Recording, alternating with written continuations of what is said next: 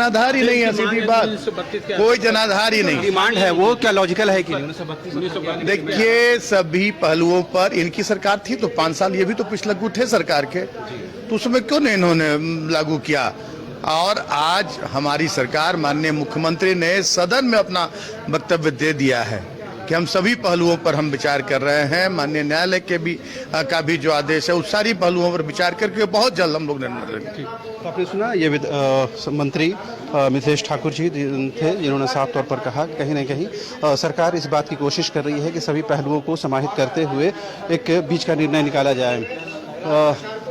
अच्छा, सरकार कह रही है कि हम किसी को जनतांत्रिक तरीके से, लोकतांत्रिक तरीके से आंदोलन करने से नहीं रोक रहे हैं। ये जो बातें कही जा रही मनगढ़ंत है, उसमें फैक्चुअल नहीं है। देखिए, सीधी बात है, मैं स्वयं अपने विधानसभा क्षेत्र से रात को बोकारो, उरमाझी, रांची होते हुए मैं गुजर रहा था। मुझे नहीं मालूम था किस कारण से हो रहा है ऐसा, लेकिन बोकारो जो जेना मोड़ टोल प्लाजा है, वहाँ से जो यात्रा प्रारंभ हुई और वहाँ के बाद रास्ते में हर जगह पुलिसकर्मी खड़े होकर के जो सेवा दे रहे थे वहाँ, वो खड़े होकर के कर रहे थे। हमने पूछा कोई घटना घट गया है क्या, क्योंकि हर प्रकार के लोग चेकिंग कर रहे थे। तो मैंने पूछा उनसे कि कोई घटना घटी है क्या, तो उन्होंने कहा कि नहीं, ऊपर का आदेश है। फिर हमको लगा पूछे, अंत में आते आते अरगोड़ा में, यानी शाहजहां चौक पर भी और अरगोड़ा तक भी, अरगोड़ा में मुझे उत्तर मिला कि धरना प्रदर्शन होने वाला है, इसी को लेकर के ये सब हो रहा है। तो मैंने रात में ही अपने ट्विटर हैंडल से मैंने पोस्ट किया कि ये कैसा लोकतंत्र है। रात में आज भास्कर अखबार में, समाचार पत्र में छपा भी है वो, तो है लोकतंत्र ऐसे चलेगा। आप हमारे पंचायत सचिव कर्मी जिनकी नियुक्ति प्रक्रिया पूरी हो गई, वो विधानसभा के सामने अपनी बात कर रहे थे, लाठी डंडों के सहारे सरकार ने उसको दमन करने का काम किया। मुद्दे क्या है मुझे नहीं, लेकिन जनता की आवाज को लोकतांत्रिक तरीके से अगर कोई सत्याग्रह करता है तो जो लोकतंत्र में दमन करना उचित नहीं है।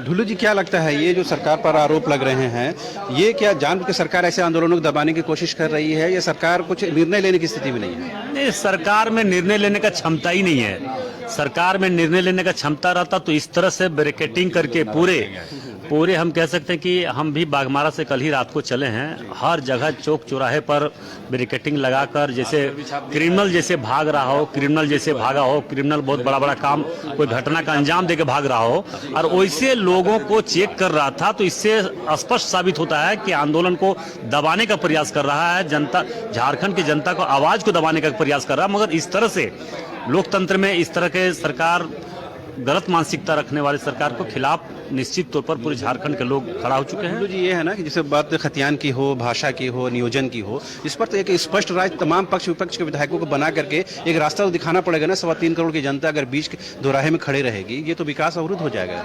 तो सरकार को करना ही चाहिए। सरकार तो इसी बात को कह के झारखंड में जो चुनाव में आए थे, उन्होंने चुनाव किस मुद्दा पर लड़े? उन्होंने जल जंगल जमीन का रक्षा करेंगे, झारखंडियों के हित में काम करेंगे, हम 1932 खतियान लागू करेंगे।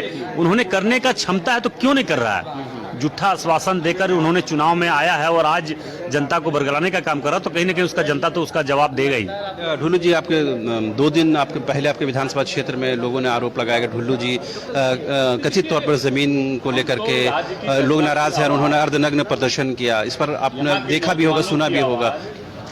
देखिए, उसकी जांच होनी चाहिए और अगर दोषी जो भी व्यक्ति हो, ढुल्लू मत हो या कोई भी, उस पर कार्रवाई होना चाहिए। उसका 1 इंच जमीन नहीं है, वो जमीन जिसका है वो आदिवासी समाज की जमीन है। और वो लोग तो उसके दूसरे दिन कटाच किया, वहाँ पे धरना प्रदर्शन बैठ करके उन्होंने उसका स्पष्ट रूप से कहा कि अगर बलराम महतो और सुरेश महतो, अशोक महतो, जिसका अगर अमित महतो की जमीन है तो हिम्मत है तो कागज दिखावे, खतियान दिखावे, उनका कोई क्या आधार दिखावे, मगर उसने दिखाने का काम नहीं किया। जिनका जमीन था वो आदिवासी लोग, सारा मेरा जमीन है ही नहीं, हम वहाँ पे कहीं है भी नहीं।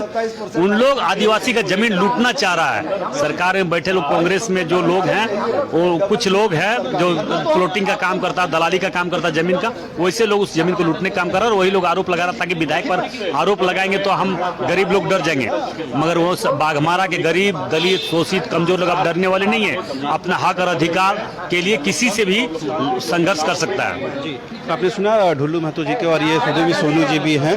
27% आरक्षण का जो ये है पोस्टर है, वो कहीं ना कहीं लेकर यहाँ बैठे हुए हैं। और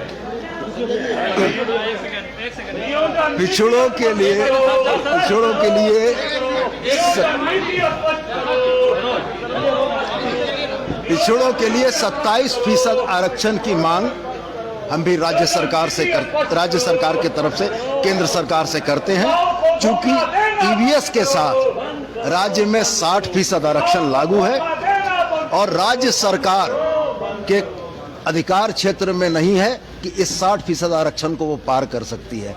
तो मैं अपने भारतीय जनता पार्टी के मित्रों को रघुवर दास साहब की ये बात याद दिलाना चाहता हूं कि इसको भी देख लें और अपने 5 साल के कार्यकाल का आकलन भी कर लें कि जब डबल इंजन की सरकार थी तब पिछड़ों के प्रति ये सहानुभूति और चेतना अगर होती तो शायद ये राज्य के पिछड़े आज उपेक्षित ना होते। जिस तरह से सुदेव सोनी जी हैं और तमाम जो बीजेपी के जो विधायक हैं वो देखिए तख्तियों को लेकर के वो यहाँ पर विधानसभा परिसर की सीढ़ियों पर बैठे हुए हैं और कहीं ना कहीं ये बताने की कोशिश है कि किस तरह से ये जो तमाम जो विधायक हैं वो